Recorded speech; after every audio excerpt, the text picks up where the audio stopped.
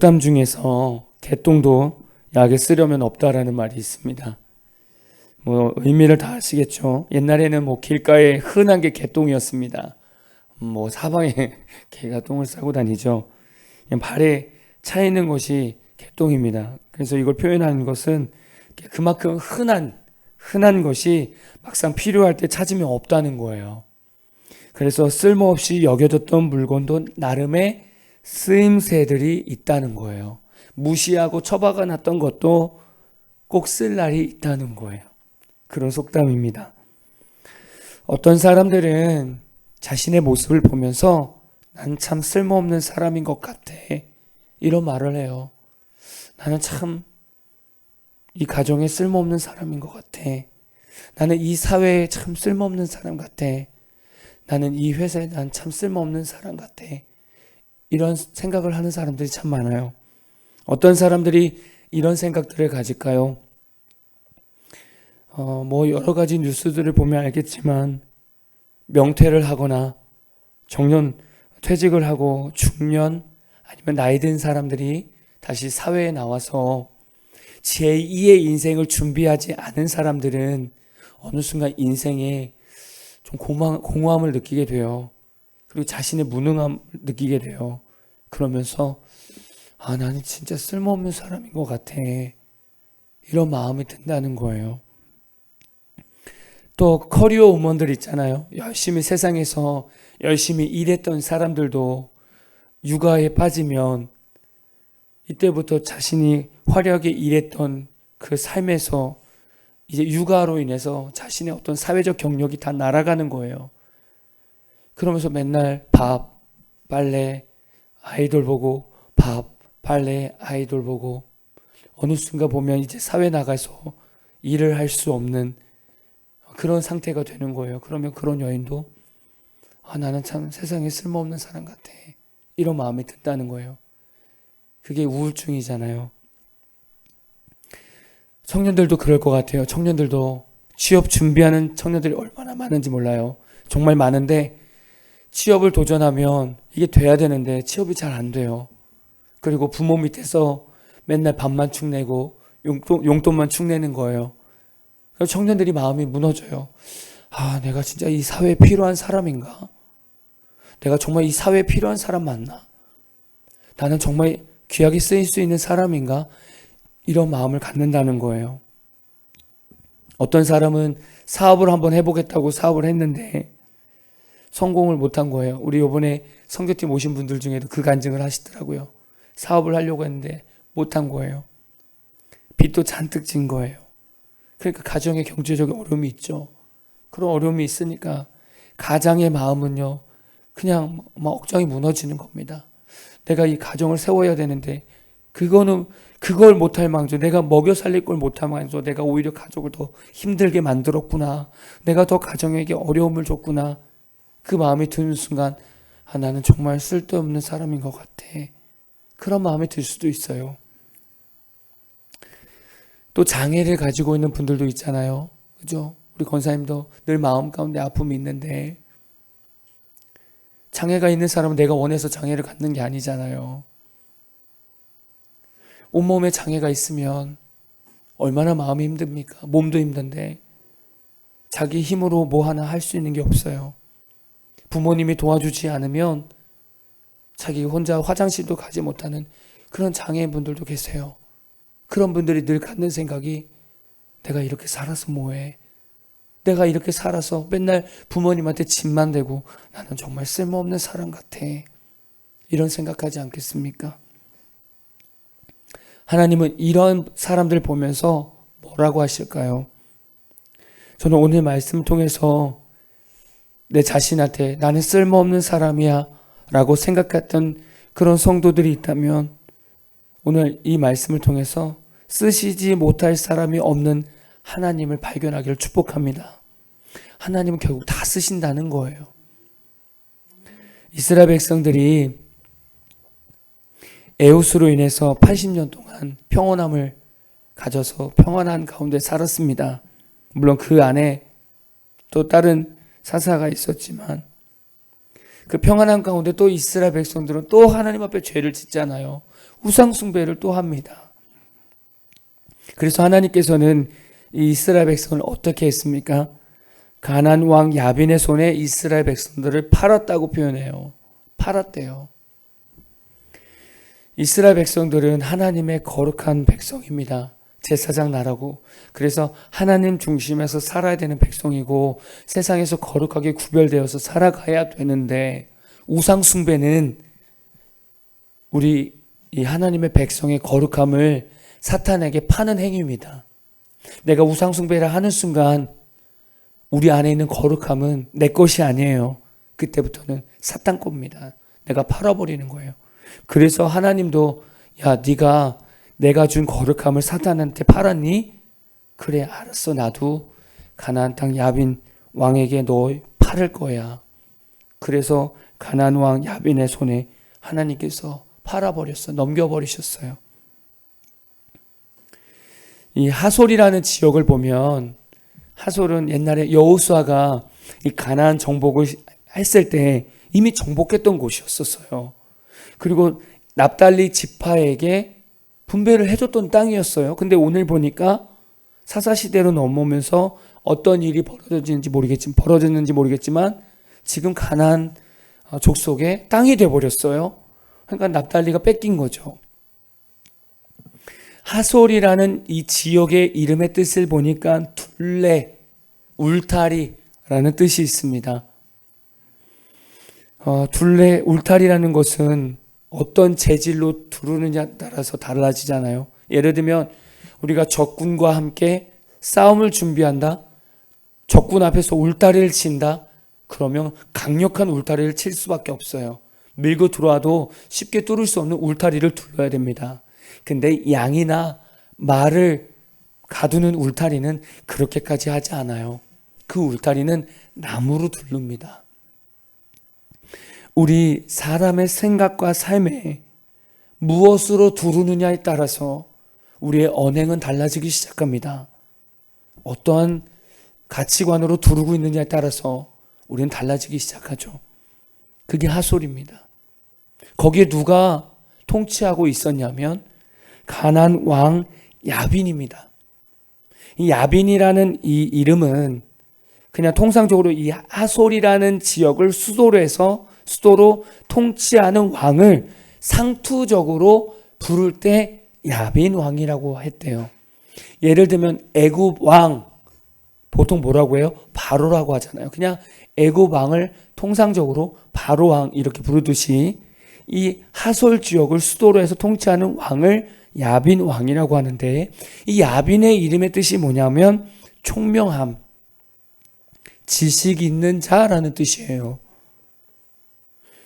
그러니까 하나님은 이스라엘 백성들을요, 세상적인 지식에 가득 찬 야빈에게 넘긴 거예요.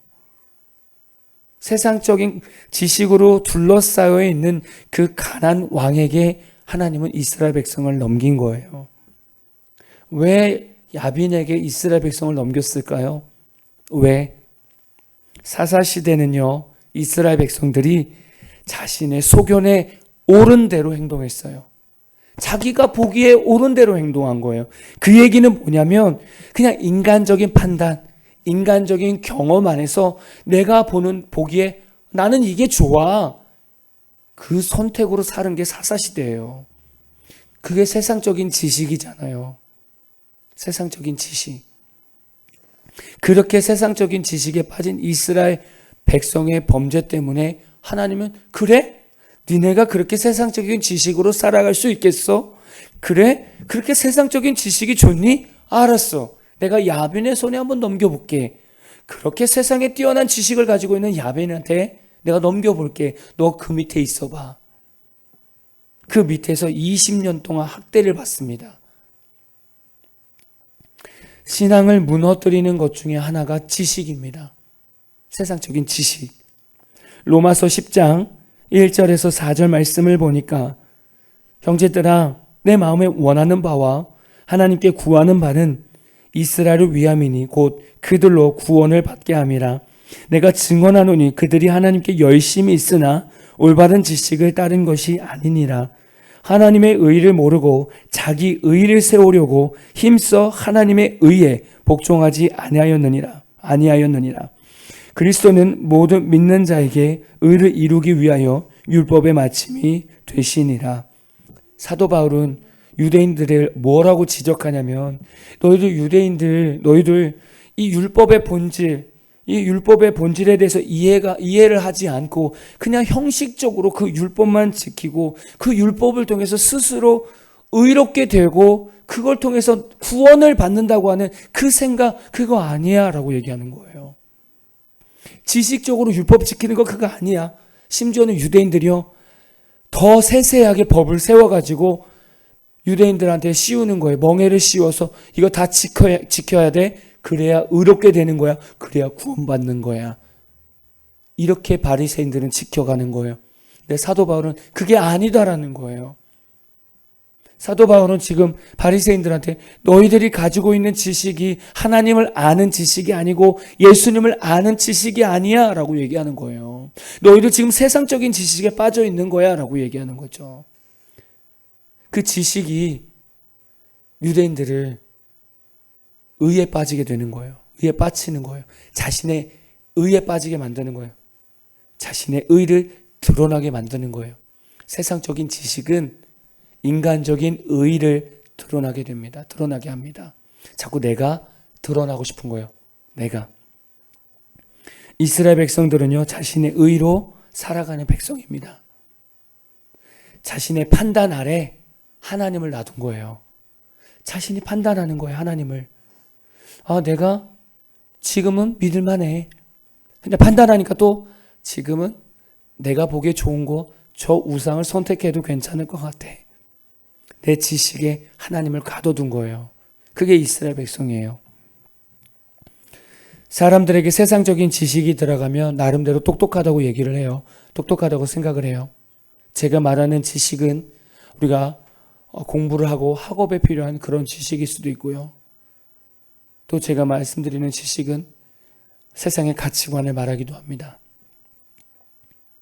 이 지식이 우리 안에 오면, 우리 가운데 풍성하면 사람들은 똑똑하다고 얘기해요. 야, 너 진짜 똑똑하구나. 너 진짜 세상 진짜 멋있게 살아간다. 이렇게 얘기해요. 근데 그 지식이 우리 가운데 가득하면 하나님을 하나님됨으로 못 믿게 해요. 세상적인 가치관이 우리 안에 가득하면 예수님을 예수님답게 믿지 못하게 해요. 어떤 사람은 지식이 있다고 해요. 똑똑하다고 얘기해요. 나름대로 퀄리티 있게 산다고 얘기해요. 근데요, 마음에 공허함이 오니까 그 공허함을 이기지 못하고 마약에 손을 대요. 우리 지식은 알아요. 세상적인 지식은 알아요. 마약이 나쁘다는 거 알고 마약에 빠지면 인생이 다 망한다는 거 알아요. 그런 지식이 있는데 그럼에도 불구하고 내 마음에 공허함이 생기니까 그 마약에 손을 대요. 세상적인 지식은 그것밖에 안 돼요. 어떤 이는 지식이 있다고 하는데 그 똘똘한 머리로 자신의 열심히 이익을 위해서 살아가지만 결국엔 자신의 꾀에 빠져서 무너져요. 그런 일이 어디서 있느냐? 정치계에 많잖아요. 정치계에서 자신의 꾀로 열심히 살다가 결국 자신의 꾀에 넘어지는, 그래서 민낯을 드러내는 그런 정치인들이 많아요. 자신의 부족함들이 나중에 다 드러나죠. 세상적으로 머리가 기발한 사람들이 있어요. 진짜 머리 잘 쓰는 사람들이 있어요. 이런 사람들도 하나님을 잘 믿지 못해요. 마태복음 19장에 보면 한 청년이 나와요. 예수님한테 와서, 예수님, 어떻게 하면 영생을 얻을 수 있겠습니까? 그랬더니 예수님이 계명을 지키래요. 10계명. 5계명부터 10계명까지. 부모를 공경하라, 살인하지 마라, 뭐 이런 계명을 지키고 내 이웃을 내 몸과 같이 사랑하라. 그랬더니 그 젊은 청년이, 아이고 예수님, 제가 다 지켰어요. 다 지켰어. 그러니 너가 부족한 게 있는데 너한테 있는 거 다 팔아가지고 가난한 사람한테 주고 와. 그러면 하늘의 보화가 너한테 있을 거야. 그랬더니 청년이 근심해서 떠났어요. 지금 청년은 자신의 지식으로 볼 때는 자신이 계명을 다 지켰다고 생각한 거예요. 근데 하나님이 볼 때는, 예수님이 볼 때는 하나도 안 지킨 거예요. 왜냐하면 너 거 팔아서 가난한 자들한테 나눠주고 와. 이 얘기는 뭐냐면 내 이웃을 내 몸과 같이 사랑해 라는 말이거든요. 근데 아까 5계명부터 10계명까지는 우리가 이웃을 사랑하는 계명입니다. 근데 이 젊은 청년은 자기가 다 지켰다는 거예요. 그게 인간적인 지식인 거예요. 내가 행동으로 다 지켰다는 거예요. 근데 예수님 볼 때는 아니라는 거예요. 근데 우리는 하나님 앞에 이렇게 우겨요. 우리 지식으로. 나 다 잘하고 있는데요. 근데 주님이 볼 때는 아닌 거예요. 근데 세상적인 지식은 우리를 그렇게 만들어요. 내가 잘난 것처럼, 내가 주님 앞에 뭔가 잘하는 것처럼, 내가 세상에서 뭔가 뛰어난 것처럼 자꾸 그렇게 비춰지게 만들어요. 근데 주님은 그렇지 않다는 거예요. 이스라엘 백성들은 가나안 왕 야빈의 군대 장관 시스라의 학대에 괴롭힘을 당하게 됩니다. 심지어는요, 이 야빈 왕이 철병거를 900대를 갖고 있어요. 엄청난 군사입니다. 군사력. 이스라엘 백성들이 이길 수 없는 군사력이에요. 이 당시 이스라엘 백성들은요, 싸워봐야 농기구입니다. 농기구. 농사 지을 때 할 수 있는 그런 기구로 싸우는 거예요. 거기에 철병거가 900대가 앞에 있다고 생각해 보세요. 저희는 몽둥이로 싸우는데 앞에 탱크가 900대가 있는 거랑 똑같은 거예요. 불가능한 거예요. 그런 곳에서 이스라엘 백성들이 지금 괴롭힘을 당하고 있는 거예요. 그래서 이제 하나님께 부르짖기 시작합니다. 하나님, 저 진짜 못 살겠어요. 너무 그 세상적인 지식에 너무 질려버렸어요. 근데 하나님, 하나 더 있어요. 철병거 900대가 있어요. 이건 저희가 죽었다 깨어나도 저희는 못 이겨요. 하나님 어떻게 해요? 라고 하나님께 부르짖기 시작합니다. 드디어 하나님께서 사사를 세우세요.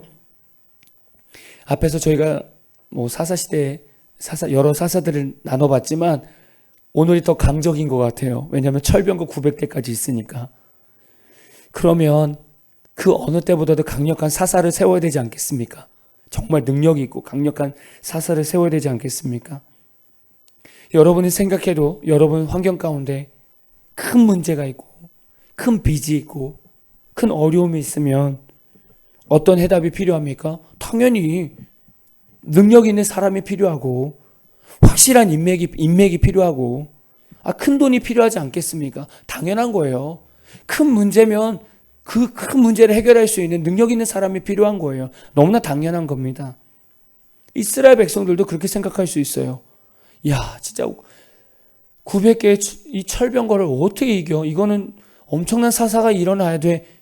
이스라엘 백성이 그런 생각을 하지 않겠습니까? 근데 오늘 하나님께서 어떤 사사를 세우냐면 여선지자 드보라를 세웁니다. 여선지자 드보라를 세우는 거죠. 이 당시에 여성이요, 이 여성은 남성에 종속되어 있었습니다. 그러니까 남성 아래서 그냥 존중받지 못하는 그런 계층이었어요. 인원을 세더라도 여성들은 그 계수에 들어가지 못했어요. 존중되지 못하는, 인격 존중을 받지 못하는 그런 계층이 여성이었습니다. 그때는 여성이 쓸모없는 사람이었죠. 그런 존재였던 거예요. 그 당시에는. 근데 하나님은요, 이 강력한 적군을 구원하기 위해서 강력한 용사를 부르신 것이 아니라 그냥 무시당하고 눈에 보이지 않는 그런 여성을 선택해서 사사로 세우셨다는 거예요. 이거는 상당히 매우 이례적인 일인 거예요. 이 드보라 여선지자의 역할이 무엇이었을까요? 보면 사사기 4장 5절 보겠습니다. 사사기 4장 5절 말씀 보면 그는 에브라임 산지 라마와 베델 사이 드보라의 종려나무 아래에 거주하였고 이스라엘 자손은 그에게 나아가 재판을 받더라. 지금 드보라는 종려나무 아래에서 재판하는 사사로 이미 쓰임받고 있었습니다. 이 당시에 이스라엘 백성들은요, 서로 간에 만약에 이스라엘 백성들 간의 관계가 좋지 않았을 때는 서로 그 문제를 풀 수 없다면 하나님께서 지정한 곳에 가서 거기서 재판장이나 제사장에게 재판을 받습니다. 그런 일이 있어요. 그래서 이스라엘 백성 가운데 있는 죄를 죄할 수 있는 그러한 방법을 만들어 놨어요. 신명기 17장 8절에서 10절이 그 내용입니다. 내 성중에서 서로 피를 흘리거나 다투었거나 구타하였거나 서로 간에 고소하여 네가 판결하기 어려운 일이 생기거든 너는 일어나 내 하나님 여호와께서 택하실 곳으로 올라가서 레위 사람 제사장과 당시 재판장에게 나아가서 물으라. 그리하면 그들이 어떻게 판결할지를 내게 가르치리니 여호와께서 택하신 곳에서 그들이 내게 보이는 판결의 뜻대로 내가 행하되 그들이 내게 가르치는 대로 삼가 행할 것이니. 이게 지금 하나님께서 이스라엘 백성에게 가르치신 방법이에요.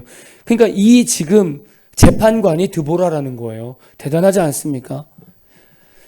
이 당시에는 남성 중심 사회입니다. 남성이 다 모든 일을 거의 중요한 걸 하죠. 거기서 지금 드보라가 재판을 하고 있는 거예요. 사람들에게 인정받은 인물인 거죠. 어떻게 하나님 앞에 이렇게 인정받을 수 있는 여인이었을까요? 당연히 남자들이 재판을 하는데 어떻게 여자 드보라가 사람들 앞에서 재판을 하고 있을까요?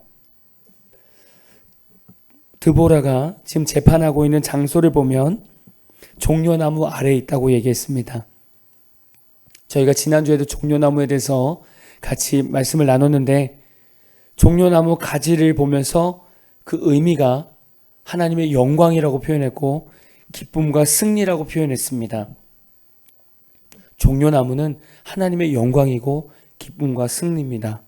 그것을 볼 때 드보라는 하나님의 영광 아래서 하나님과 기쁨과 승리 아래서 날마다 살아왔던 여인이었어요. 그래서 하나님께서 쓰시는 겁니다. 이 당시를 생각해 봤어요. 그렇게 쓸만한 사람이 없을까? 그렇게 봤을 때 지금 이스라엘 백성들은 다 자신의 가치관대로 지식대로 빠져서 그렇게 살아온 거예요. 하나님을 하나님대로 섬기지 못하고 하나님 말씀에 순종하지 않고 살아온 그러한 시기입니다. 그때 여성 드보라는 하나님의 말씀대로 하나님 중심대로 살아왔다는 거예요. 그러니까 하나님이 그 사회 계층을 모르겠습니까? 하나님이 그 분위기를 모르겠습니까? 남성 중심으로 사용되는 그 사회를 하나님 모르시겠습니까?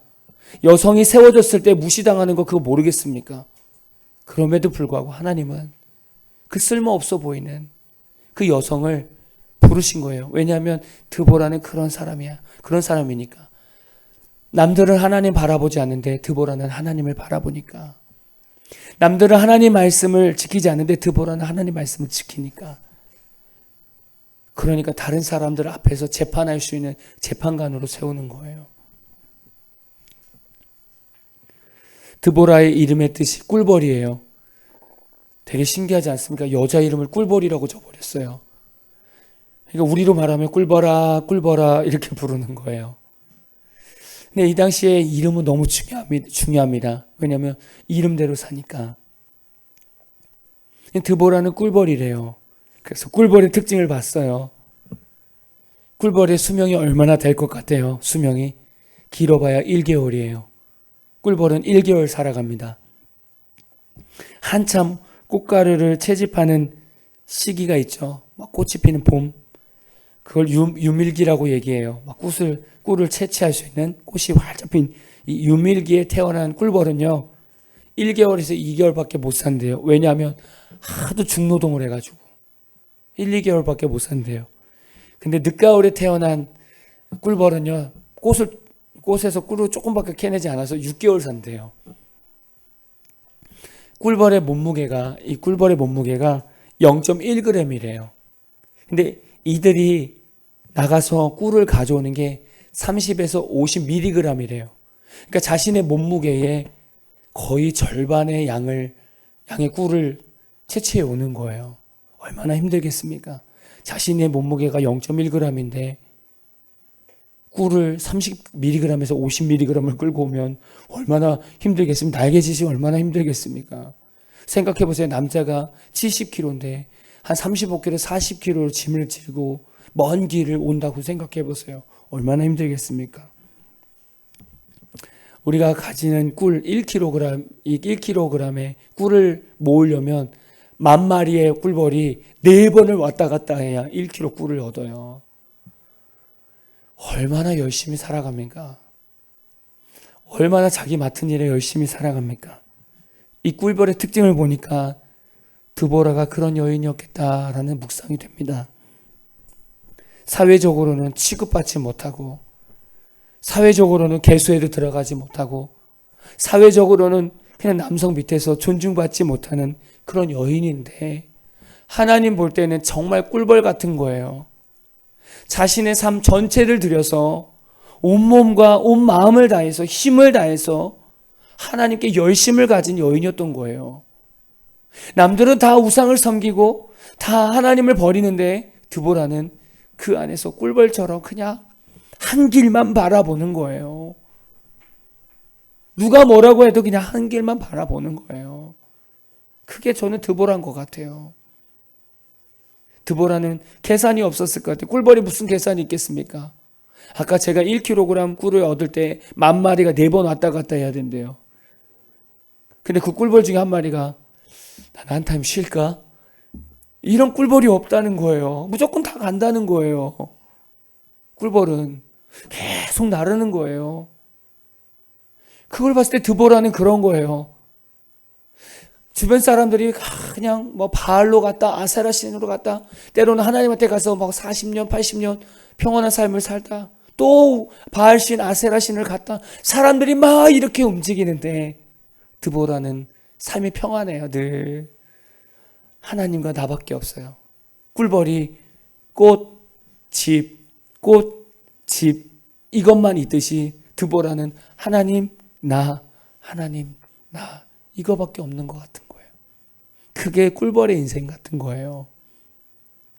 그래서 하나님이 이 강력한 야빈왕, 철병거가 900대가 있는 그 강력한 야빈왕 밑에 있을 때, 이스라엘 백성들이 있을 때 강력한 남자 사사를 세우는 게 아니라 가장 연약해 보이는 드보라를 세워서 하나님은 구원의 도구를 쓰게 됩니다.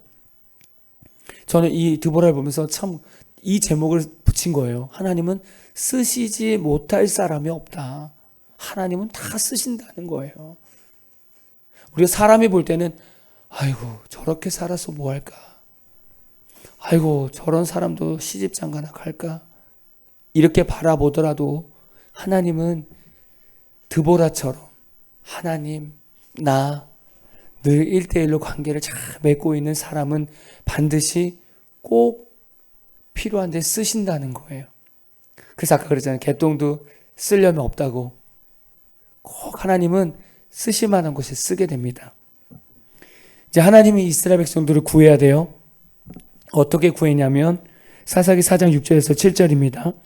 드보라가 사람을 보내어 아미노함의 아들 발락을 납달리 게데스에서 불러다가 그에게 이르되 이스라엘 하나님 여호와께서 이같이 명령하지 아니하셨느냐 너는 납달리 자손과 스불론 자손 10,000명을 거느리고 다볼산으로 가라. 내가 야빈의 군대의 장관 시스라와 그의 병거들과 그의 무리를 기송강으로 이끌어 내게 이르게 하고 그를 내 손에 넘겨주리라 하셨느니라. 지금 드보라가 납달리에 있는 바락을 불렀어요. 네가 이제 군대 장관이야. 네가 군대 장관이야. 그래서 납달리하고 스불론 니네 자손 모아서 10,000명을 가지고 가. 다볼산으로 가서 붙어. 시스라고 붙어. 하나님이 그렇게 하라고 했으니까 가. 바락이 이 말을 듣는데 바락 대드는 거예요. 이게 무슨 얘기입니까? 지금 나는 10,000명? 저쪽은 철병거 900대? 얼마나 바락 입장에서는 얼마나 힘듭니까? 이게 상황이 뭐 드보라는 하나님의 감동이 있고 음성이 있으니까 그렇게 얘기하지만 바락 입장에서는 철병거 900대 앞에서 10,000명하고 어떻게 싸워요? 그러니까 바락이 사사기 4장 8절에 이렇게 얘기합니다. 바락이 그에게 이르되 만일 당신이 나와 함께 가면 내가 가려니와 만일 당신이 나와 함께 가지 않으면 나도 같이 가지 아니하겠노라. 저 자신 없어요. 바락은 바로 순종이 안 되는 거예요. 인간적인 어려움이 보이는 거예요. 그래서 이 드보라는 바라의 불순종을 보면서 이렇게 말해요. 사사기 4장 9절입니다. 이르되 내가 반드시 너와 함께 가리라. 그러나 네가 이번에 가는 길에서는 영광을 얻지 못하리니 이는 여호와께서 시스라를 여인의 손에 파실 것임이니라 하고 드보라가 일어나 바락과 함께 게레스로 가니라. 드보라가 자신 없는 바락과 같이 가요. 같이 가서 전쟁을 치릅니다. 근데 어떻게 이스라엘 백성이 승리했지? 하나님께서 이 강력한 군대를 드보라 바락을 통해서 어떻게 이겼지? 라고 찾았는데 오늘 본문 말씀, 그 드보라 말씀에서는 없었는데 그 뒤에 5장을 보면 드보라의 노래가 나옵니다. 거기서 하나님께서 어떻게 이기게 하셨는지 나오게 돼요. 사사기 5장 21절입니다. 기송강은 그 무리를 표류시키었으니 이 기송강은 옛 강이라. 내 영혼아 내가 힘이 있는 자를 밟았도다. 아멘. 이 사사기 5장은 드보라의 노래입니다. 여기서 보니까 하나님의 행하신 모습을 보게 돼요. 뭐냐면 전쟁할 때 하나님께서 심한 폭우를 내리신 거예요. 생각해 보세요. 폭우를 내리면 땅이 질퍽질퍽해집니다.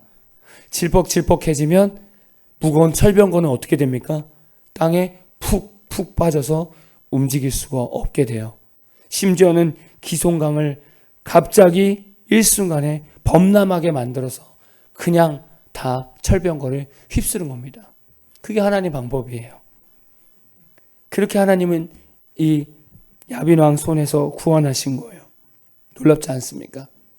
시스라가 너무 놀란 거예요. 그렇게 비도 오고 정신 없는 거죠. 그러다 보니까 시스라는 얼른 병거에서 내려서 도망갑니다. 도망가서 어디로 가냐면 겐 사람 헤벨의 아내 야엘에게 갑니다. 야엘 집에 가니까 야엘이 맞이하는 거예요. 왜냐하면 둘이 친분이 있었으니까 어서 오십시오. 그래서 집에다가 쉬게 만듭니다. 시스라가 야엘한테 누가 오면 아무도 없다고 얘기해줘. 그렇게 하고 시스라는 누워서 쉽니다. 그때 야엘이요 여인인데 말뚝을 가져와서 관전오리에다 대고 관전오리에 말뚝을 박아버립니다. 그래서 시스라가 죽어요. 아니 보십시오. 이 강력한 야빈 왕 밑에 이스라엘 백성이 있는데 모두가 생각할 때는 강력한 사사가 나타나서 다윗처럼 강력한 사사가 나타나서 나를 따르라 이래야 되는데 갑자기 여선지자 드보라를 선택해가지고 바락을 세워서 전쟁을 하게 하고 또 중요한 그 가난 시스라 군대 장관도 가서 바락이 죽이는 게 아니라 야엘이라는 여인이 그냥 말뚝을 박아버려서 죽여버렸어요. 여기서 남자들이 한 것은 아무것도 없습니다. 정말 남자들한테 죄송한 말이지만 남자들이 한 건 아무것도 없어요. 심지어는 능력 있는 바락조차도 하나님께서 하시겠다고 얘기했는데 거기서 순종하지 못했어요. 그 모습을 보면서 하나님을 다시 한번 보게 되는 거예요. 저는 사사시대를 보면서 지금 다시 한번 하나님을 발견하게 되는 거예요. 이전에 에웃은 오른손을 쓰지 못했던 그런 인물이었죠. 드보라는 여성입니다. 그 당시에 존중받지 못하는. 근데 하나님은 이러한 사람들을 계속 사사로 세워서 쓰시고 있다는 거예요. 하나님은 우리에게 늘 말씀하고 있어요. 나는 능력 있는 사람만 쓰는 거 아니야. 나는 너희들이 볼 때 정말 존재감 없고 쓸모없는 사람 같아도 나는 그 한 사람이 나한테 너무나 필요한 사람이야 라고 말씀하는 거예요. 여러분은 정말 중요한 존재입니다. 한 사람은 정말 중요한 존재입니다. 어제 선교팀이 와서 같이 전도하면서 좀 좋았어요. 왜냐하면 한 7분 정도 오셨으니까 새벽 예배 드릴 때도 우리 5식구와 7명이 드리면 얼마나 북적북적합니까? 이전에는 혼자서 여기서 소리 바라바라 지르면서 기도했는데 한 이틀은 같이 기도하고 좋았었어요. 그리고 나서 떠나고 나서 이제 오늘 보는데 싸해지는 거예요. 조용해지는 거예요. 교회가. 막 벅적벅적했다가, 근데 이 말씀을 일주일 동안 계속 드보라를 묵상하고 연약한 드보라를 사용하는 모습을 보면서 다시 우리 교회, 또 우리 교회 성도님들을 생각했어요. 우리 눈에 볼 때는 우리 한 사람 한 사람이 무슨 힘이 있겠습니까? 한번 주변을 둘러보시면 알겠지만 다 봐도 우리 힘이 없어요. 근데 하나님은요, 여러분 한 사람 한 사람이 꼭 필요한 사람이래요. 여러분 한 사람 한 사람을 들어서 드보라처럼 쓰시겠다는 거예요. 교회는 능력 있는 사람이 세우는 게 아니라 하나님의 계획이 있는 다양한 사람들이 모여서 쓰임 받는 거예요. 네. 저는 그걸 보면서 다시금 우리 교회가 너무 소망이 있다라고 보는 거예요. 왜냐면 드보라도 쓰시는데, 연약한 야엘이라는 여자도 쓰는데 여러분 안 쓰겠습니까? 저와 여러분 안 쓰겠습니까? 여러분 한 주간 살아가면서 여러분의 자신 가운데 무너지는 마음이 있습니까? 노력해도 되지 않는 그런 무능력감을 느끼십니까? 그럴 때마다 드보라를 생각하십시오. 연약한 나도 분명히 하나님 꼭 쓰실 때가 있을 거야. 그 믿음을 가지고 한 주간 살아가는 저와 여러분 되기를 진심으로 축복합니다.